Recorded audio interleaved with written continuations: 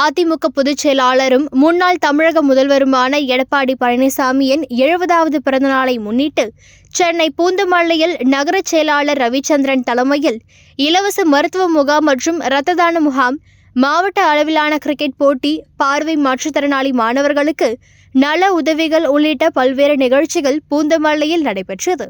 இதில் சிறப்பு விருந்தினராக முன்னாள் அமைச்சர் பெஞ்சமின் கலந்து கொண்டு குத்துவிளக்கு ஏற்றி இலவச மருத்துவ முகாமை தொடங்கி வைத்தார். முகாமில் இரத்த பரிசோதனை, இசிஜி, இரத்தத்தில் சர்க்கரையின் அளவு உள்ளிட்ட பல்வேறு பரிசோதனை செய்யப்பட்டு பொதுமக்களுக்கு மருந்து மாத்திரைகள் இலவசமாக வழங்கப்பட்டது.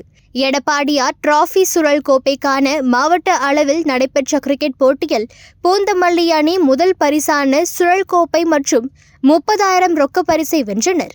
அதேபோல பார்வை மாற்றுத்திறனாளி பள்ளி மாணவர்களுக்கு எழுது பொருட்கள் மற்றும் புத்தாடைகள் வழங்கப்பட்டு அறுசுவை உணவு கொடுக்கப்பட்டது.